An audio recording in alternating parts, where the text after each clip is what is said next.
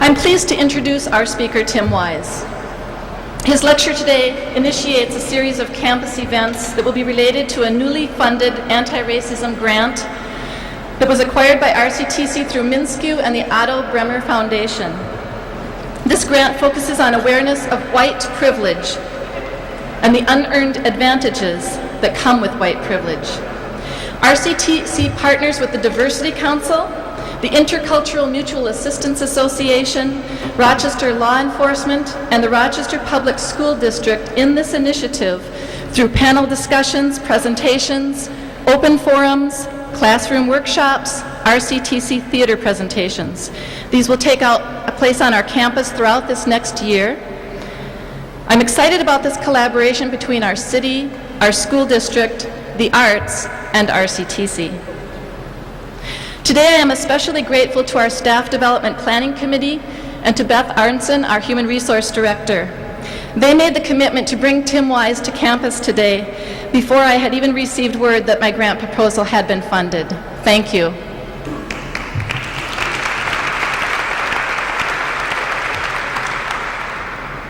This past April, I had the opportunity to attend the MnSCU Diversity Conference that took place in St. Cloud. I took 2 of our RCTC students with me.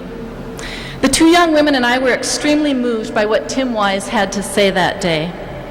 The students said that Tim Wise spoke the truth about their own personal experiences with racism and with white privilege. These 2 women are students of color, and they said that he spoke about issues that they and their families have been talking about all their lives, but no one seemed to listen. They said, Tim Wise makes people listen. We've got to bring him to Rochester. I agreed. It's time for Rochester to acknowledge white privilege, and I can think of no more qualified person to deliver this message. Tim Wise is one of the most prominent anti-racist voices in the United States. He has been a social justice activist for the past 2 decades, speaking to over 75,000 people in 46 states on more than 275 college campuses. He's spoken to hundreds of community groups. He's trained labor, government, corporate, and law enforcement officials on methods for dismantling racism in their institutions, and has served as a consultant for plaintiffs' attorneys in federal discrimination cases in New York and Washington State. Mr. Wise serves as senior advisor to the Fisk University Race Relations Institute in Nashville. He received the National Youth Advocacy Coalition's Social Justice Impact Award in recognition of his contribution to the struggle for equality. Mr. Wise also served as associate director of the Louisiana Coalition Against Racism and Nazism. This is the group credited by many with the political defeat of neo-Nazi David Duke. He has also taken on the likes of Dinesh D'Souza, Nathan Glazer, and Ward Connerly in radio, TV, and public debate. Tim Wise has authored numerous essays and articles and is the author of Little White Lies, The Truth About Affirmative Action and Reverse Discrimination, published by Loyola University. His columns are regularly distributed by Alternet and the ZNet Commentary Program, web-based services that disseminate essays by prominent progressive thinkers. His writings have appeared in hundreds of newspapers and magazines throughout the world, as well as a number of scholarly and professional journals.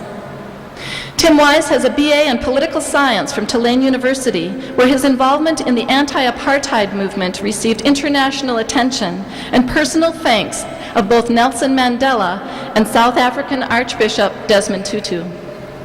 These are but a few of his accomplishments. I think we have indeed chosen the right person to speak with us today on white privilege. Please help me welcome Mr. Tim Wise.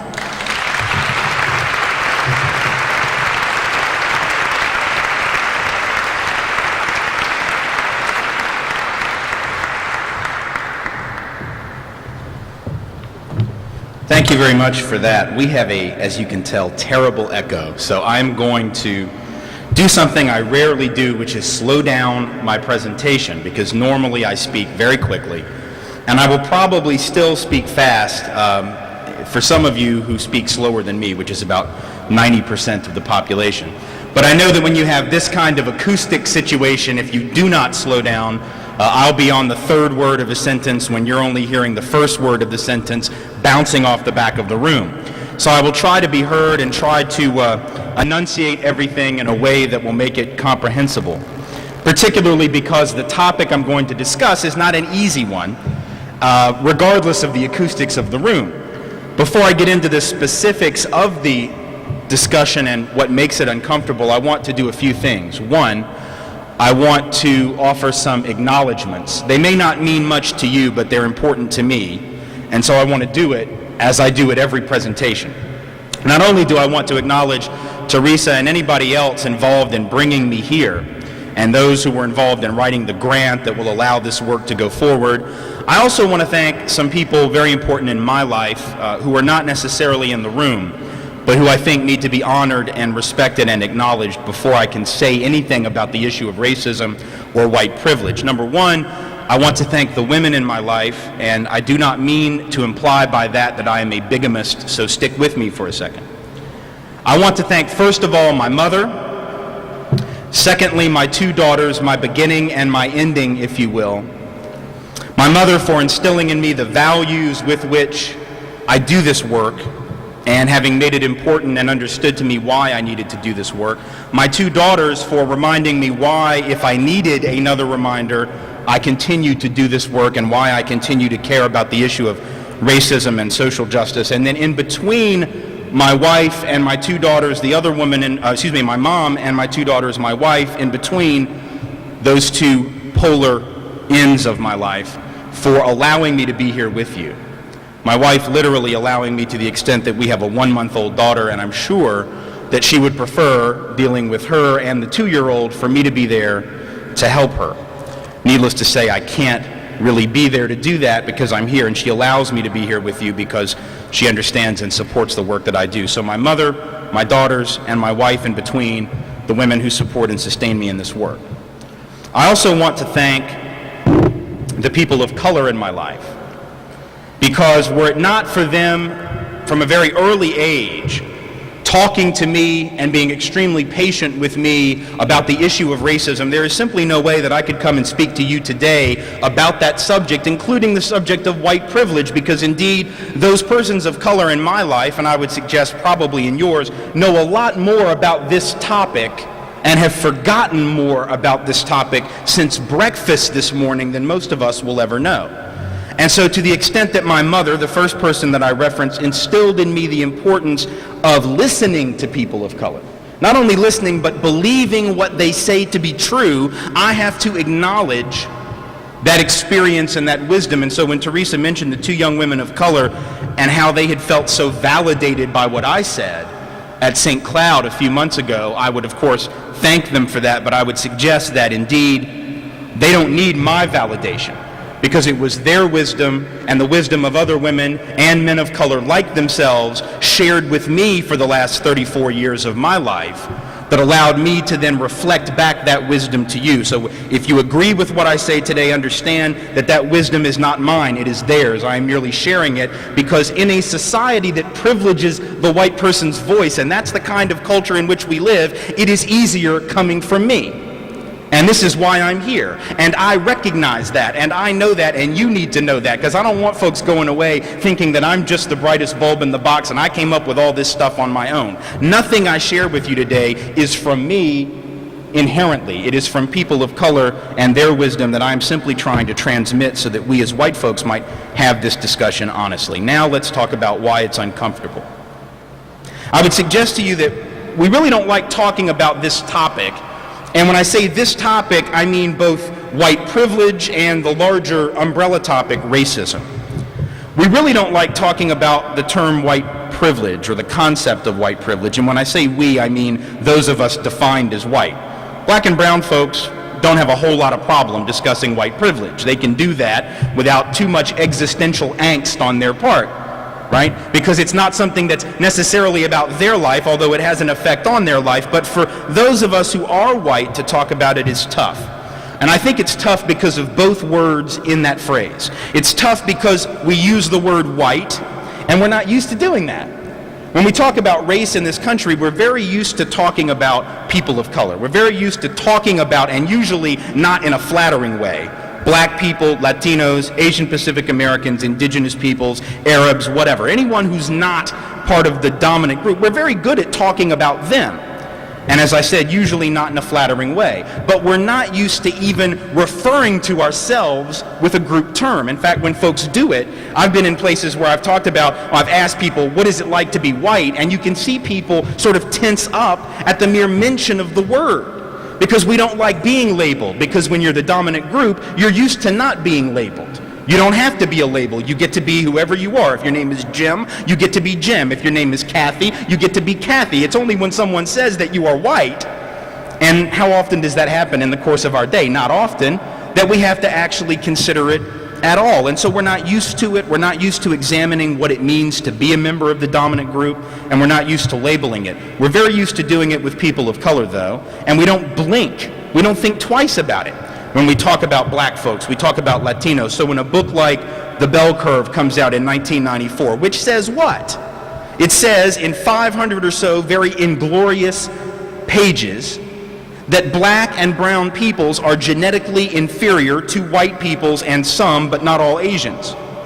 That black folks are genetically less intelligent, that black folks are genetically predisposed to crime, that black folks are genetically predisposed to every possible negative thing, including getting traffic tickets. I mean, this is actually in the book.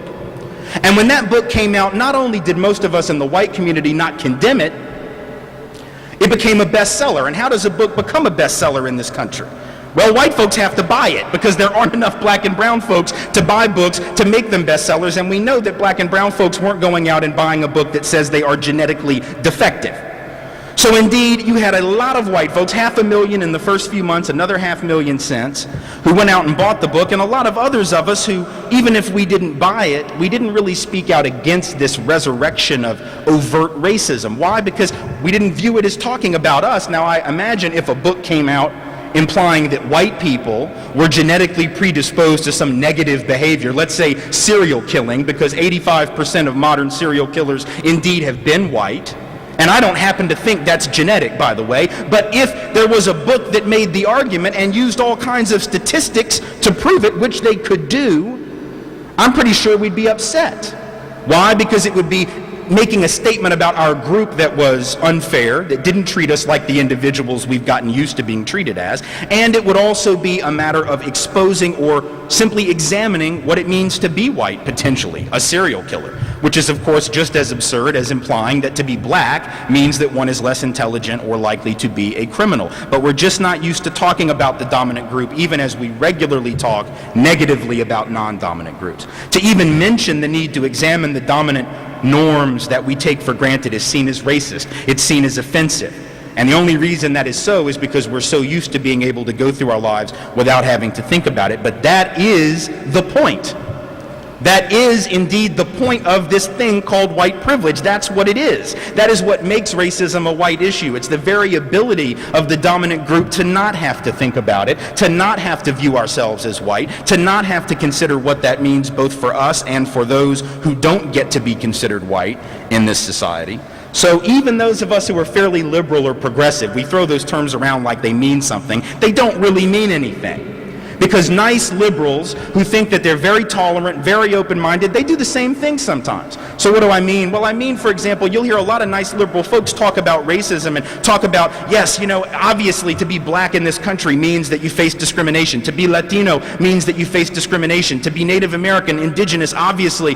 But yet they're not willing to make that next step, which is if race means something for black and brown folks in this country, then by definition it has to mean something for us too.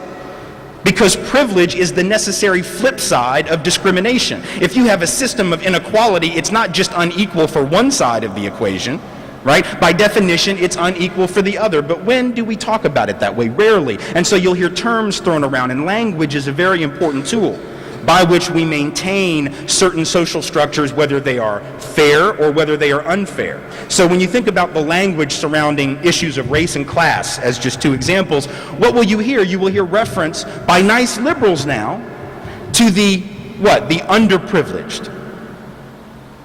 We need to help the underprivileged. You will hear that. Now that's a nice passive term, underprivileged. Here's privilege, and here you are under it.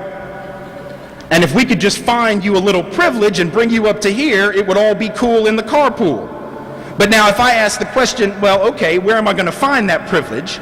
Then that's when the whole discussion goes off the rails, because we're used to talking about an under without an over. But what is the necessary opposite of under? It is over. So if someone is under something, in this case underprivileged, someone else must be by definition overprivileged, not merely privileged, because these are relative terms. If someone has less of it than they ought to, someone else has it because it didn't just get buried in the backyard, right?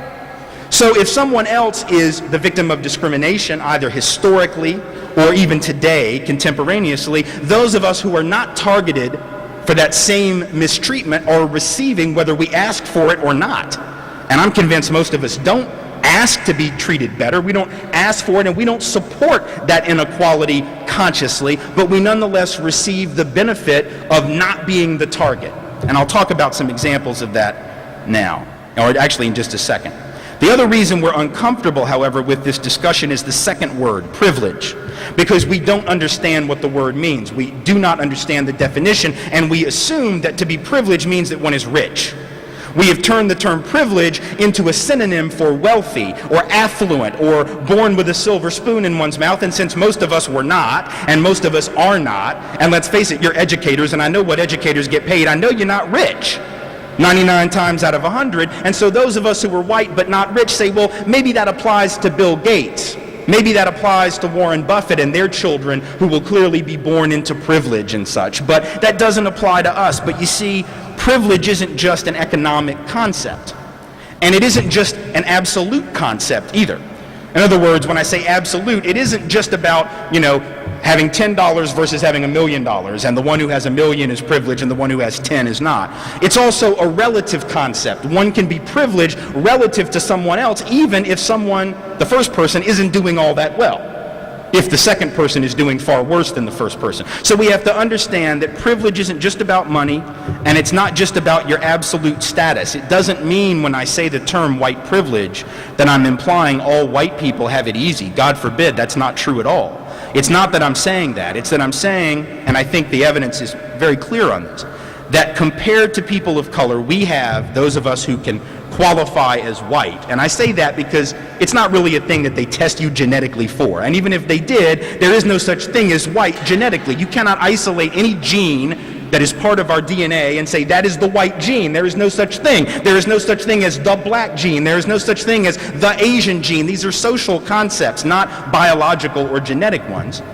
So we can qualify as white basically based on our outward appearance. And that's true even if we've got black folks in our immediate family. As long as we don't look too dark, we can pass. Black folks who had nothing but black parentage, if they were light enough, could also sometimes pass, and for many years tried to do so throughout the history of segregation and Jim Crow. So understand, when I say qualify as white, I'm defining white as a social term, right? And the problem is that those of us who can qualify as members of that club have certain advantages by virtue of that membership that are denied to those who cannot qualify. And the fact is, if we think about this in a non-racial sense, it's really obvious and nobody should disagree with it, and probably no one will. Let me just give you some examples that are safe, right? Whereas the race example is not safe, and so people want to get uptight and defensive. Let me just forget race for a second.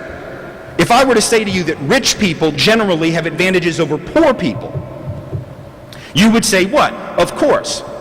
Now, could you and would you say that there are rich people who are still miserable in their lives, who have terrible family relationships, who have horribly high blood pressure, who are going to die young because of the stress that they engender maybe as becoming so rich, working so unbelievably, ridiculously hard to make money? Sure. There are people who are rich whose lives are horrible, whose lives poor folks would not trade for in a million years. But does that deny that the rich in general have certain advantages over those who are not rich? No. Likewise, if I were to use another example, let's say able-bodied versus disabled persons. Is it fair to say that persons who are able-bodied, who have no impediment to their physical capacity, have certain advantages over people who are disabled? Well, of course, because the able-bodied group is the majority group, so we don't have to really worry about whether or not a workplace, is accessible for us right? Because odds are it's going to be. So we're going to have certain things we can take for granted if we're able-bodied that persons with disabilities can't. Does that mean that there aren't some able-bodied people who are miserable? And does it mean that there aren't some disabled persons who actually are very wealthy and very famous? No, of course. Stephen Hawking, for example, one of the most famous and well-respected physicists in the history of the discipline, who has ALS, Lou Gehrig's disease. Very wealthy, very famous, better known than any of us will probably ever be, but would anyone say, well, now the fact that Stephen Hawking is so well-known, famous, and rich and respected means that there's no such thing as able-bodied privilege? No, of course not. So the fact that there are black and brown folks who are wealthy and who could buy and sell some white people 5 times over does not deny the reality of white privilege. This is why it's not relevant for people to say, as they do, well, what about Oprah? What about Tiger Woods? What about Colin Powell? What about Condi Rice? What about the fact that you can name all of the black and brown people who violate the rule on 2 hands? Right? That's what white privilege is. It's the ability to actually name the black folks who were so wealthy that they make us look poor. That's how few, because that is how different the system is for black folks generally, or Latinos, or Asian Pacific Americans, or indigenous people. The fact that there are individual exceptions to the rule does not invalidate the rule, and it doesn't even really prove to be an exception, because if you recall in the early 90s, Oprah, America's favorite black woman, apparently, to hear some tell it, when she made the mistake of going to a jewelry store in downtown Chicago on Michigan Avenue without wearing her makeup and without dressing up and without doing her hair up, they wouldn't buzz her in after 5 o'clock, even as they did so for white customers who weren't dressed nearly as well, even as she was, and she was dressing down at the time. And if Tiger Woods goes to the wrong side of town at the wrong time of night and doesn't have the Nike ball cap on and doesn't flash the smile that we're all familiar with, the odds are that he could end up like Amadou Diallo, dead in the vestibule of some apartment because someone in law enforcement thought he might be a criminal. You see, that kind of thing happens, and that's what privilege is. It's the ability to not have to think about that on a regular basis, and the exceptions, when they exist, don't disprove the rule. How does it operate? I want to talk about it generally, and then I want to talk about how it can operate in an institution such as this or others. First of all, white privilege does, as I said, allows those of us who are white not to think about our race, not to have to worry on a regular basis about how our race might be used against us, the way people of color have to think about that as a regular daily occurrence. And I say daily because studies have been done on this, where the surveys have asked white folks, how often do you think about your racial identity? And most white folks say they never think about it. Occasionally they do. And on those occasions, it's usually because we have found ourselves in a particular setting that's mostly not white, and then we think about it. But we don't find ourselves in those settings very often. So for the most part, our lived experience is not as a white person, consciously, because we don't think about it. Now, if we find ourselves in a black neighborhood, we know we're white then. If we go to a Grambling Southern football game, 2 historically black colleges. I lived in New Orleans for several years, and they would have, every year, the Bayou Classic would bring together these 2 historically black colleges to play in the Superdome, and if you were white and you went to that game, you knew you were white. Not because you were mistreated, you weren't, but you definitely stood out. This is the way people of color stand out every day, and I dare say would stand out in this room substantially. And that's not a critique of anyone in the room. It's just a physical observation. I'm just observing reality. I'm not passing any judgment. I'm just saying what's real. So it allows us not to think about it when we go shopping, when we are stopped by police for running a stop sign, or perhaps for going 3 or 4 miles over the speed limit or forgetting to turn, when we apply for a loan at a bank, when we go in for a job interview. Now, why do I use those examples? Let me go through them very briefly. For example, when shopping, a very innocuous activity. I stayed at a hotel across the interstate from what I guess is your mall.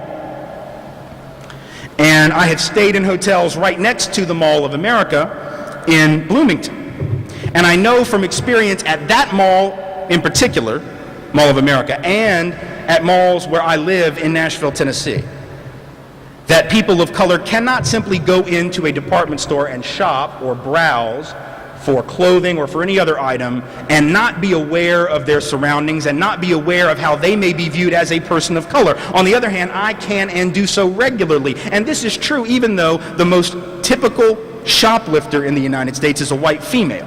Most shoplifters disproportionately white females. And yet no department store in the history of department stores has ever gotten in trouble for gender profiling of white females and thinking that they're going to follow white females around because these statistics might quote-unquote justify it. I'm not saying it would, because I don't think you ought to treat people on the basis of some statistics anyway. But the reality is that that is what the statistics would justify, and yet white women can go into Macy's and not think twice about whether someone's going to view them as a shoplifter. People of color, on the other hand, cannot. Being stopped by police. A few years ago, I was at a party in a suburb of Nashville, and there were only a couple of black folks at that party, one of whom, around 11 o'clock that evening, said that in just a few minutes he had to leave. Now, the party was not breaking up. The party was going to go on for at least a little bit longer, and most of us in the room had no intention of leaving anytime soon. He said he had to leave, and many people didn't understand why, asked him why he needed to leave, and he was very clear about why. He knew that between the place he was, this party in the suburbs, almost all white, and the place he had to get to, a much more integrated, mostly black community on the other side of town, that he would have to drive, and he would have to drive through certain areas that would be heavily policed by people, not because they are racist, but because they're on the lookout for so-called troublemakers and have an image of who troublemakers are, particularly after midnight, that if he didn't leave and get home before midnight, he would be subjected to being stopped even if he broke no driving laws. And the reality is, every study on driving says that almost all of us break several rules every time we get behind the wheel. Right? We forget to signal a lane change, we do a rolling stop at the stop sign, we run the yellow even when it's not really yellow anymore. The problem is we all do this, but we don't all get stopped in the same proportion for doing it.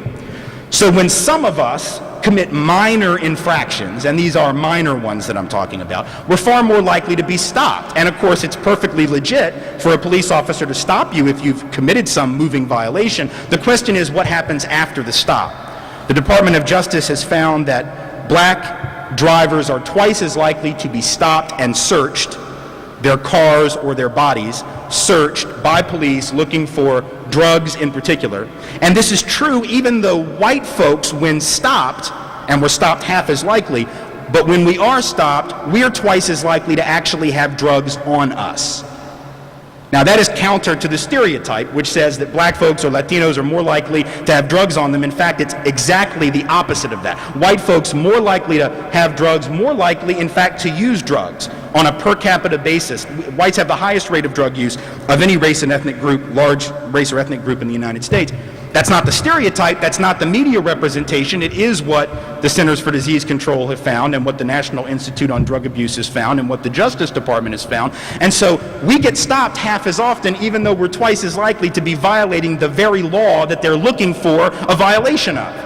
That's privilege. That's the ability of someone to drive without worrying about that. White folks are considerably, about twice as likely to drive drunk as black folks. 30% more likely to drive drunk than Latinos, and yet we don't really experience, tons of roadblocks going into the suburbs to catch all the white folks or the rural areas who might in fact be driving drunk. Now, statistics would justify it, but we don't do it. Why? Again, privilege, because we don't have to worry about the system like that being used against us, because when you're the dominant group, you can't use the system against the dominant group. That's sort of the whole point of being dominant, is that if that happens, somebody raises their hand and says, oh, okay, time out, stop. You can't arrest us for you can't be profiling us. You can't stop every white guy when there's a serial killer loose and take him in for questioning. Even though the odds are most serial killers are going to be white men. You can't do that. You can't get away with that. But you can do that for terrorist suspicion, right? So you can pull aside anybody who's Arab or looks Arab, who's Muslim or looks Muslim, whatever that means, because a Muslim doesn't look like anything unless they're in the midst of their daily prayers.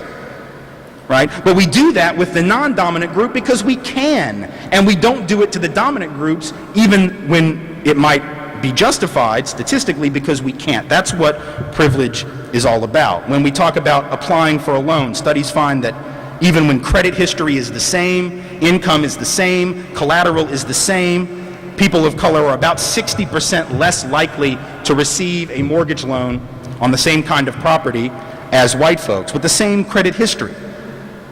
When we go for job interviews, studies have found that people tend to, not because they're bigots, by the way, but a natural psychological process, we tend to identify merit more quickly in someone who reminds us of ourselves.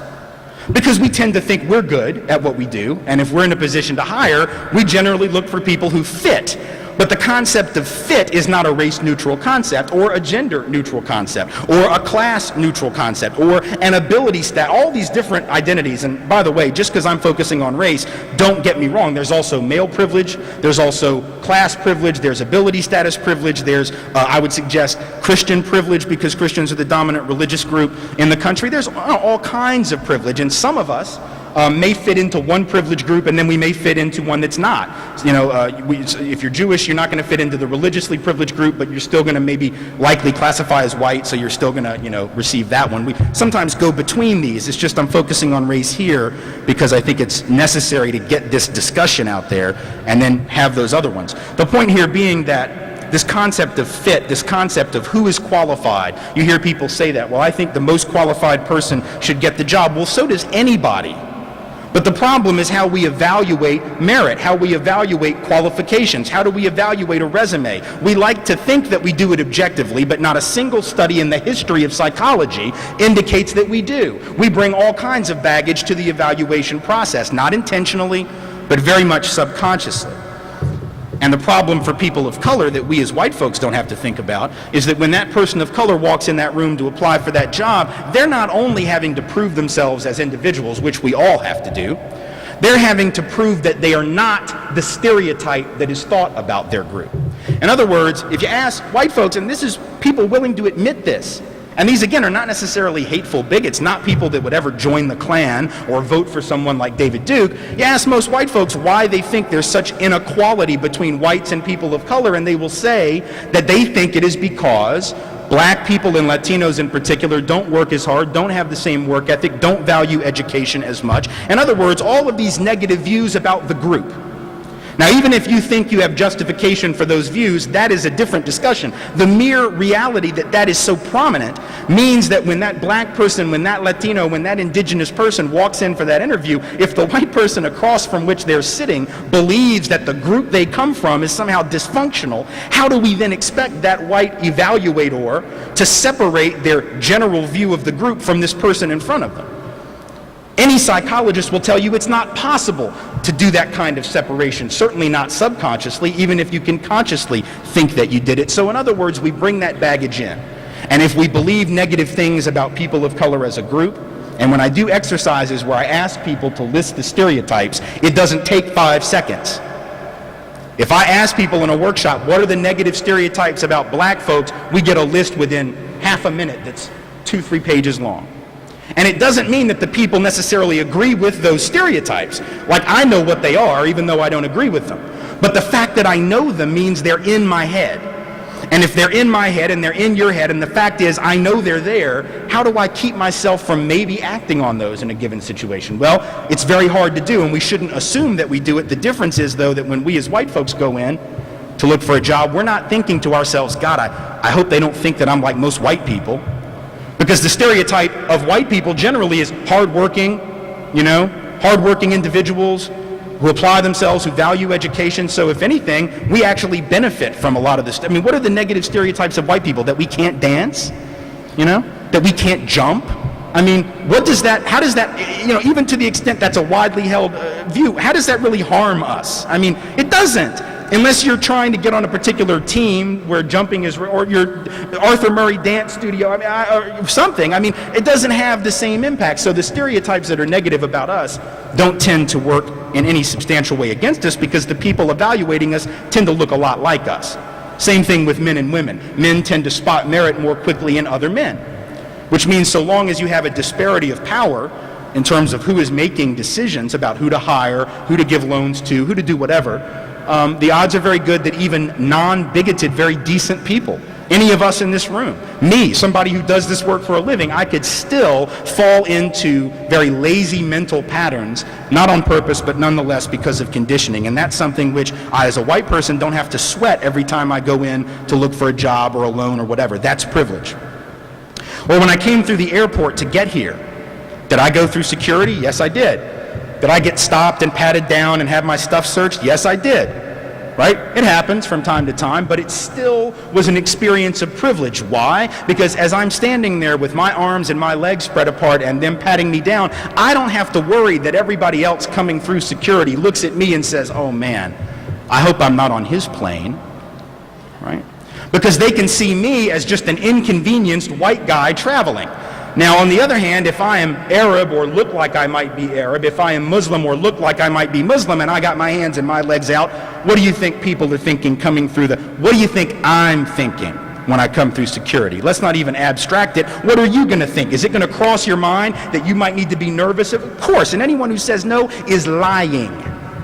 I'm not even going to listen to someone tell me that after 9/11 you wouldn't have even thought twice getting on a plane with somebody who looked like they may be Arab. If you say that, you are lying. If I had said it, I would be lying. Not because I'm a bad person, but because we just don't want to acknowledge that we are affected by these images, things that we see on the media, but we are. And so when I'm being searched, it's a different experience than for my Arab brothers and sisters. Or even for my Latino brothers and sisters, or Native brothers and sisters, or black brothers and sisters, because I've seen people of color who clearly are not Arab. Nonetheless, they're a little ambiguous. You know, you just can't quite tell what they are.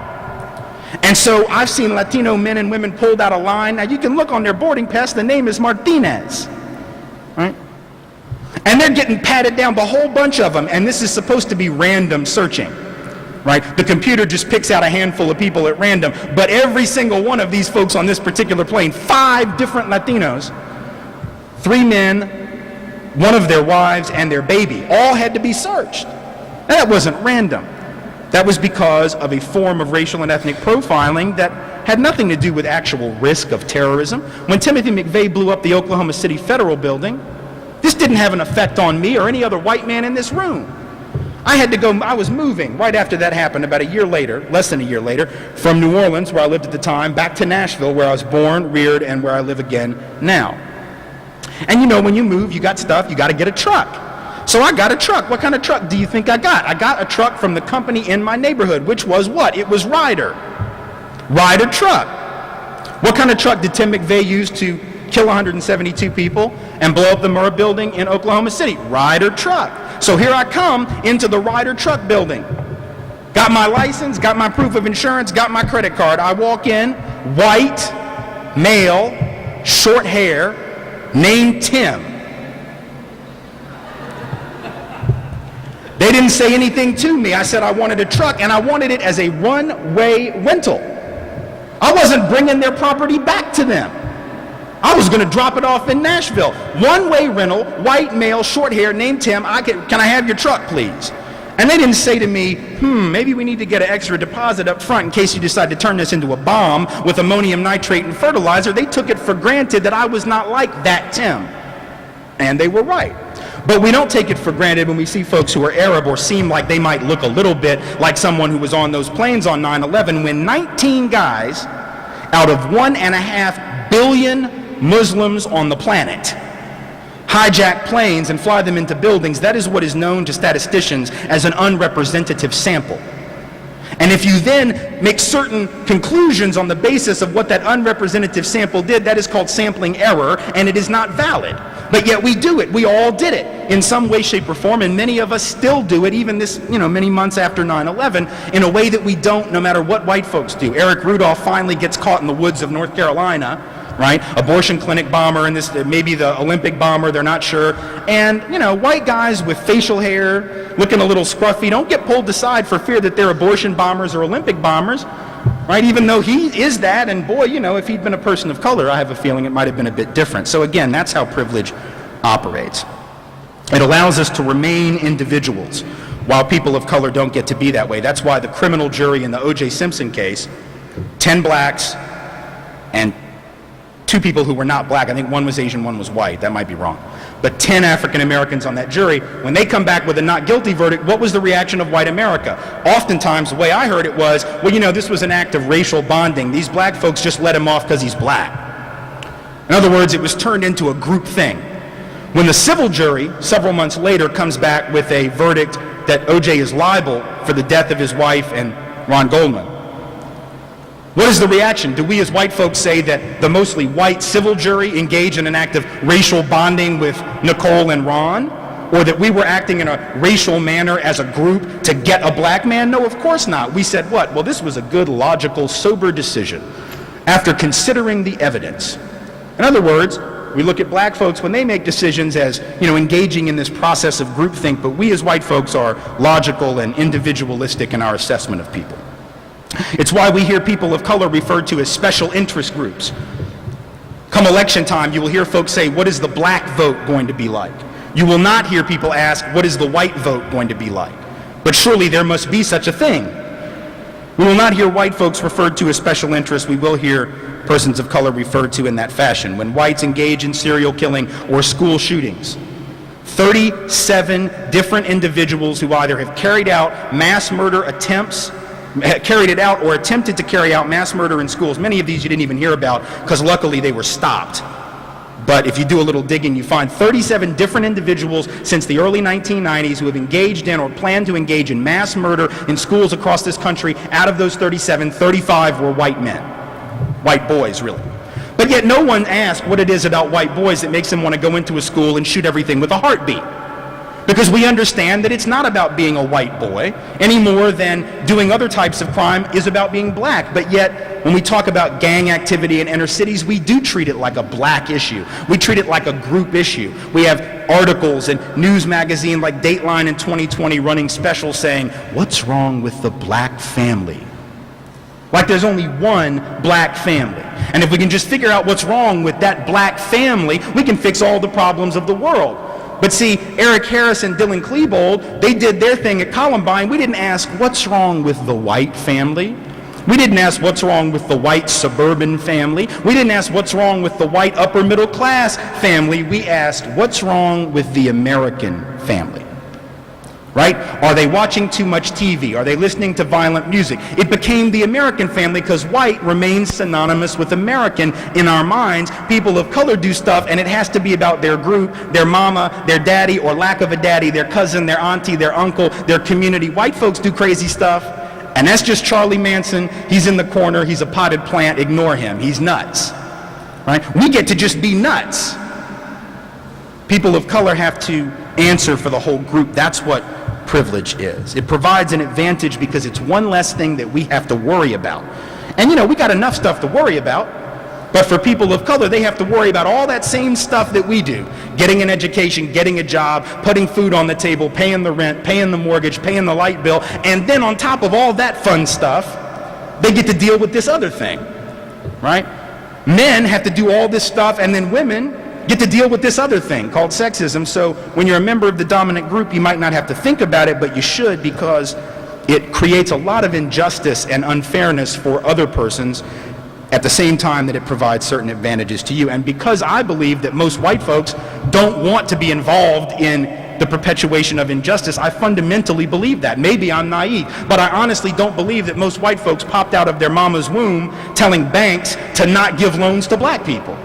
I don't think we came out asking for that. Now, the banks did it anyway, whether we asked for it or not, so we're implicated in a sense because we get advantages, but it's not stuff that we asked for. So to the extent we didn't ask for it, to the extent that I believe most of us want a society that's fair, where we will be evaluated as individuals, then that's all the more reason to get rid of racism and white privilege. That's what you hear white people say a lot of times is, we should just treat everyone like an individual. Great idea, but as long as this society is as it is, that is not happening. When you go shopping, you don't get to be just Jane shopping for underwear or Mark shopping for a new razor or whatever. When you go in to get a loan, you don't just get to be Tim Wise, rugged individual trying to get a loan to better my family's situation. You get to be, or I get to be Tim Wise, white, male, and that's going to trigger certain things in the mind of the department store clerk, in the mind of the banker, in the mind of the boss, in the mind of the police officer. I get that whether I ask for it or not. So I end up being implicated in a system of inequality, and that bothers me because I want to be treated like an individual. I think all of us do, but we can't be, so long as our society has been structured as it has, and so long as we haven't done anything to try and rectify that to any real extent. Yes, we've passed certain laws, and those laws have improved things in many different areas, but they have not even begun to undo the inertia of several generations. We think of inertia as a property of physics. It is also a property of socioeconomics. It is a process within history. History doesn't stop and start like a video game every generation. We don't hit reset and go back to the beginning where the competition is fair. If certain folks have been favored in the labor market for generations, then their offspring are going to remain 3 steps ahead, 5 steps ahead, even if they're not particularly talented, right? If you think of history as an intergenerational poker match, think of American history as a poker match that started with 2 guys and they played every week. And one guy constantly cheated the other guy. And the other guy knew he was being cheated, but he kept trying hard, trying to win. And they played for years, and then they said, you know, we've had so much fun playing this game, we're going to give this game off to our children. So the children began to play every week, and the one guy who was the child of the guy who started the game continued to cheat the child of the one who'd already been cheated. And they did this generation after generation after generation, and then imagine that 12, 15 generations later, the great whatever to the 12th degree of the cheating side said, you know what, this game has been unfair. This has been rigged, and this is just wrong. And I, being a nice, open-minded, tolerant, caring person who believes in equity, am saying no more. From now on, we're going to play by the same rules. I'm not going to cheat you. Well, that's very much like what we did in this country by passing civil rights laws. We said, we've been wrong, now we're going to pass these laws. But just as in the poker game, who has all the chips?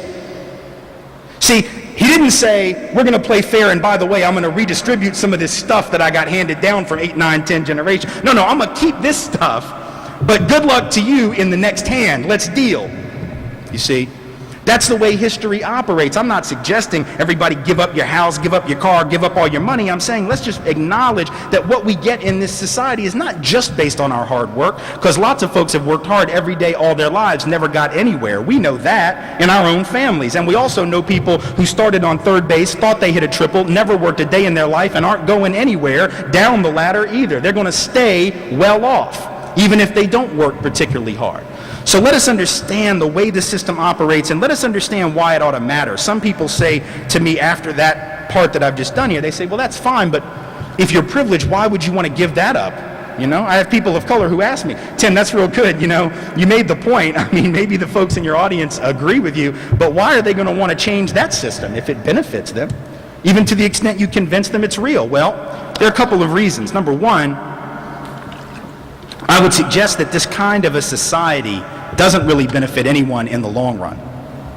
Even as it gives us relative advantages, it also creates certain dysfunctions that affect us even as white folks. Even as we receive privilege, it has certain harms. First of all, there's a widespread social economic harm from racial inequality.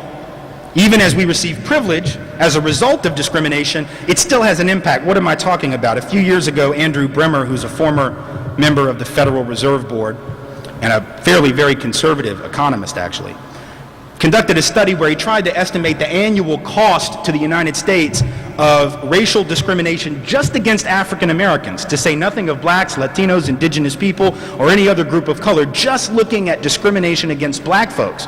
And keeping in mind the flip side of that is privilege for anyone who's not black, especially those of us who are white. And he found that the cost of that discrimination, not just to blacks, which, I mean, is obvious. If you're discriminated against, you bear a certain price for that. But the overall economy of the United States was $240 billion a year. And what that reflected was lost productivity and output. If you have somebody whose qualifications are here, but you only pay them commensurate with qualifications that are down here, and if they were white, you know, they'd have to be this low on the qualification pole to make that kind of money, you end up actually holding down the productivity of that worker because they're getting paid less than what their abilities would indicate and what they're capable of doing. And so there is a net effect in terms of their output. There's also an effect in terms of the taxes they pay because they didn't make as much money, right? There's an effect in terms of how much their spending can stimulate the economy because they didn't make as much money. So that money, by not being given on the front end to people of color thanks to discrimination, ends up having a multiplier effect in the economy. This is what economists call it. And that multiplier effect hurts the economy to the tune of $240 billion net each year. Now that's a big number, and I know that big numbers like that don't mean much to us because none of us have probably ever had a budget of $240 billion to work with. So when we hear those numbers, we go, wow, that's a lot of money, but woo, you know, what do I do with that fact? Well, let me explain to you how much that is.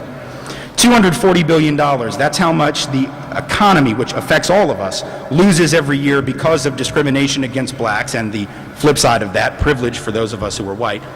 $240 billion is so much money that if you had spent $200,000, which is also pretty good money, it's more than I have, $200,000 every day since Jesus was born, you still wouldn't have spent $240 billion yet.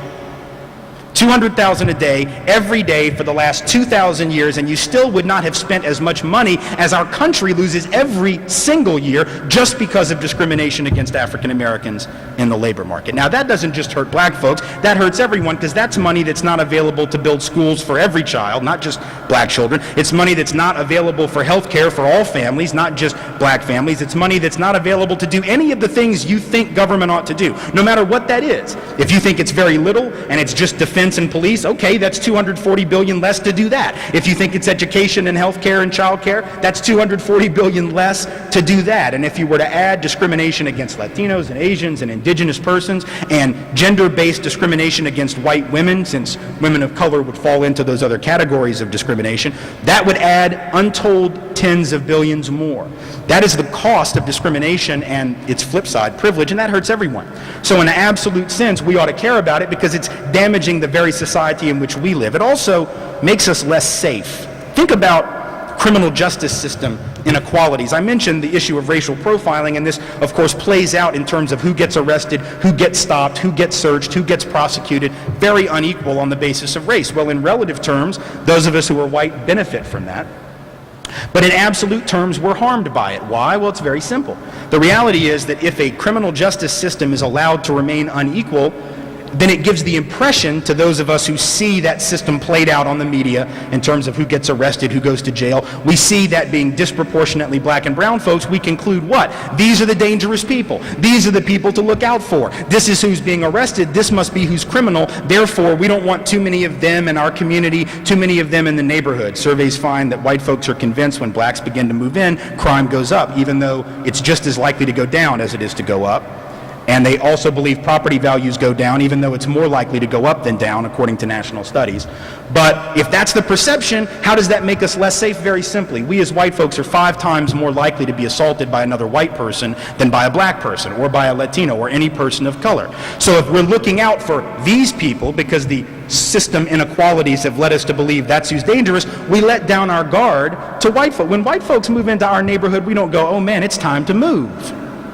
Right? We don't say, there goes the neighborhood, man, we got to go. Too many white people living here. Even though statistically speaking, it is other white folks we should fear the most. Now, I'm not saying we ought to run every time a white person moves on the block. I'm just saying, why is it that we are so quick to leave a community when black and brown folks move in? And how does that actually harm us? It harms us because we let down our guard to the dangers that are right in front of us. So what do we need to do then about this? Very quickly, a few things. Number one, we have to, the overall theme here is relinquishing certain myths that we have become accustomed to and that affect the way our institutions operate. Myth number one is the myth of objectivity. We in the dominant group like to believe that we're capable of purely objectively evaluating people, but as I said before, all the studies indicate that isn't the case. And I would suggest to you that in a place like Minnesota, I've experienced this supposed objectivity in a very interesting fashion. It is summed up in the terminology used by the Tourist Commission, I suppose, that term Minnesota nice. Now, don't get me wrong, there's nothing wrong with being nice. I suppose it's better than being mean. But the problem with nice is it's in the eye of the beholder, and the concept of what constitutes nice and what constitutes fair and what constitutes decent treatment of people is very much in the eye of the beholder, and different people might perceive it differently. It's not an objective term, right? And so how does that affect institutions and race? Well, it's real simple. The notion of nice has a lot to say about communication styles. It has a lot to say about the way that we interact. What is the proper method of communication, the proper tone of voice, the proper speech pattern, the proper way of interacting with one's colleagues, and what is improper. And so, if someone sort of goes against the cultural norm, that's not seen as very nice. I live in Nashville. I'm not trying to put this on Minnesota. Nashville got voted the most nice, friendliest, most polite place in the United States like a decade ago. And I was so upset when I heard that. Not because I don't like polite, but I know that it's the kiss of death for social change, because sometimes you have to raise your voice. And you particularly have to raise your voice and get a little, flustered sometimes when you're trying to change systems and situations that are unfair to people. But when you do it, someone says, well, that's not very nice, that's not very polite, and then the whole discussion shuts down. So I would suggest that in many ways, the institutions in this state, if they are really intent on a particular way of communicating, that frankly, I'm not going to say it's a white way per se, because there's no one white way, just like there's no one black way, but there are certain cultural things that are frankly very much European American, and particularly in Minnesota, Scandinavian. This again is not a critique. My family is part Scottish, and a lot of the cultural attributes are the same, a certain stoicism, right?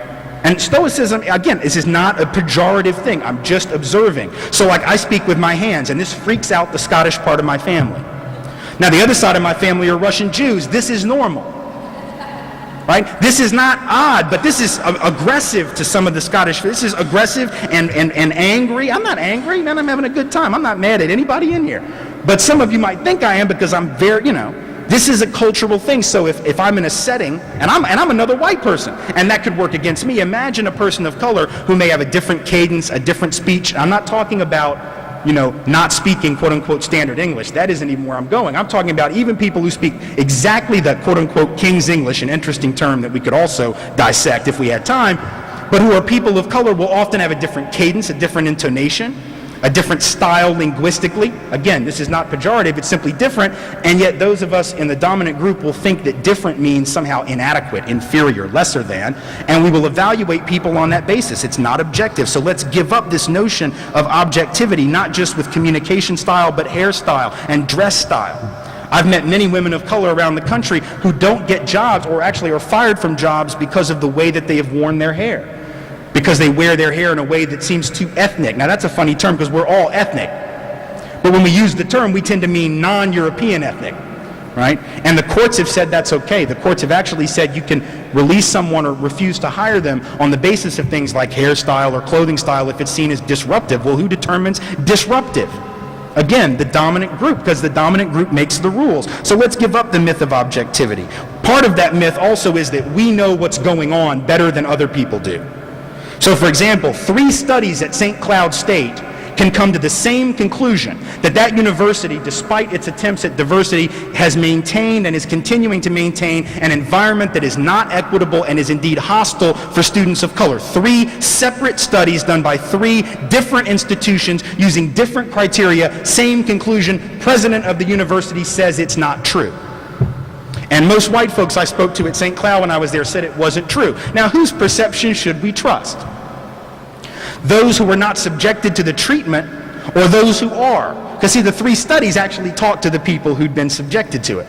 My feeling is they know their reality better than I do. But the myth of objectivity says that we are more objective because we're removed from it. So we can look at it objectively, whereas they make mountains out of molehills. See, we could be making a molehill out of a mountain.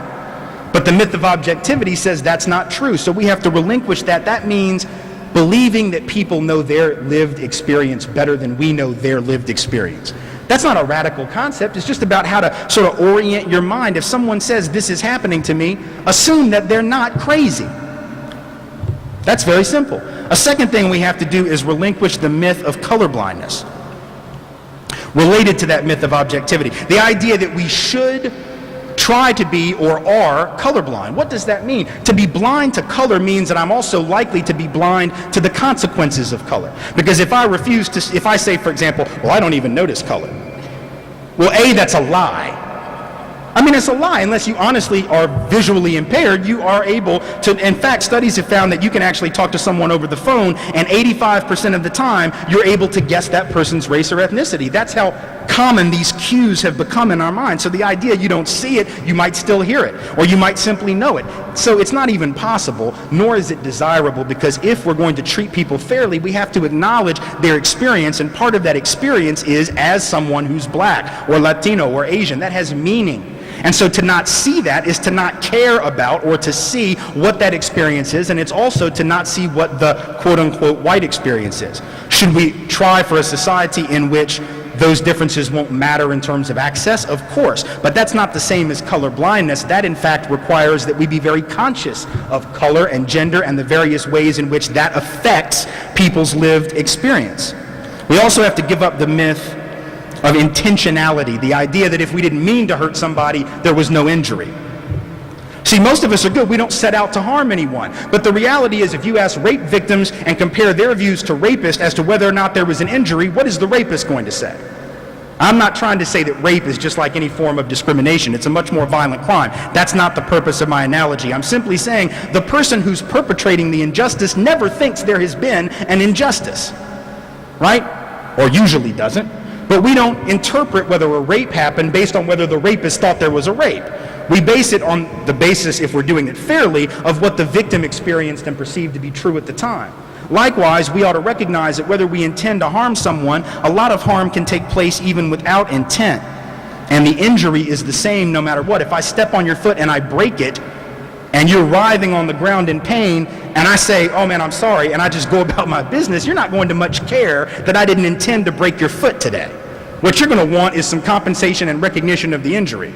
And you'd be entitled to that. Intent is not the point. Intent can be there, but it doesn't have to be there for an injury to take place. And finally, let us give up the myth of innocence, the idea that although these biases might exist for others, they don't exist for us, that we are somehow free from it. Let me suggest to you that I know that's not true, and here's how I know it, and when I'm done with this quick story, I'll take questions. Several months ago, I was going to Iowa for a conference, and I got on an airplane in Nashville. I had to fly from Nashville to St. Louis to get to my ultimate destination in Des Moines.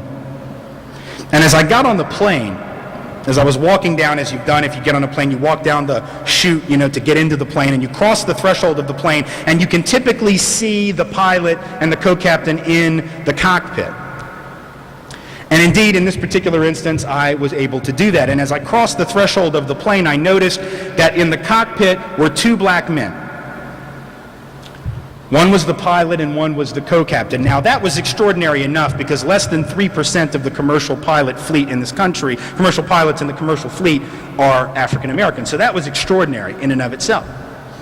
But what was more extraordinary, or perhaps less so, actually too terribly ordinary, but nonetheless disturbing, was the thought that crossed my mind immediately, instantaneously, as if by osmosis, without any ability of myself to control it, at least initially. And what do you think that thought was? Now keep in mind, I'm someone who makes my living fighting racism. I'm someone who was raised from birth to fight every aspect of racism, personal or institutional. And yet, what do you think was the first thing that crossed my mind? And what do you think might have been the first thing that would have crossed yours? Not that you couldn't fight it back, because I did, but the first thing that crossed my mind, frankly, was, oh my God, can these guys fly this plane? Now, where did that come from? Right? Because as soon as I thought it, my head started kicking into gear, and I realized, hold on a minute, that's ridiculous. These guys are probably the best pilots in the fleet, right? Because it's well understood that to get half as far, you have to work twice as hard oftentimes if you're a person of color or a woman. And if there's a woman in the cockpit, the same sexist thing happens to me. Why? Is it because I was born and raised a racist and a sexist by my family? Is it because I'm no, but because I've been conditioned to believe that certain people in certain places just don't fit, that they're just not as competent, even though the 3 weeks before I'd gotten on that plane, or 3 months before I got on that plane, there were like 5 stories in the news about white pilots who'd been hauled off of airplanes for being drunk in the cockpit, right? So if anything, I should have been glad to see anybody but a white man behind the controls of that plane, right? I should have said, well, thank God, at least I know this one's probably not drunk. Then there were those 2 pilots on Southwest that thought, well, what the hell, we're at 30,000 feet, why don't we just take off our clothes and fly the plane, right? White guys. But when I see white pilots, I don't think, now, is this one going to do a striptease in the cockpit and drink? No, I don't think that. But I see black men in the cockpit, and the socially conditioned response comes out. Now, yes, I was able to fight it back, and I was able to sit there and realize how stupid that was. That's not the point. The point is it was there. And if it was there in me, I'm suggesting it's likely to be there in you and anyone else. And that's not because we're bad people. It's because we are social animals, and we've been conditioned in a certain way. And unless we acknowledge that, and unless we commit ourselves to addressing it, particularly when we don't think we mean any harm, then this kind of thing is perpetuated to the detriment of all of us. That's what it means to attack white privilege or racial privilege or racism in general. It is to address the uncomfortable. It is to address the everyday, the mundane, the things that are just doing business the way we've always done business. It's about being aware that we are in fact conditioned even when we don't want to be. It's going to affect evaluation of students. It's going to affect evaluation of teachers. It's going to affect evaluation of job candidates. It's going to affect evaluation in all kinds of ways. It does it here in this state of Minnesota, where in the public educational system of this state, black students are 10 times more likely to be suspended or expelled per capita than white students, even though every single study done on the issue of school discipline and misbehavior indicates that black students are no more likely in a statistically significant sense to break various rules that are likely to get them suspended or expelled. But certain people get focused on, certain people get caught doing the stuff other people are also doing but not getting caught. Black students 10 times, are the teachers of Minnesota racist? I'm not suggesting they're intentionally so, but I'm suggesting something is going on. And what it is that we're bringing a lot of baggage into the way we evaluate young people, into the way we evaluate older folks who are of color, in the way that we evaluate ourselves and those around us. If we're aware of it, we can take steps to fix it. And I believe that each and every one of you doesn't want to contribute to that. I think every single one of you wants to, or I assume that you want to do the right thing and for the right reason, not only because it's good for everyone of color, but it's also ultimately critical to our own survival as a cohesive community. Thank you very much, and I'll take any questions that you have at this time.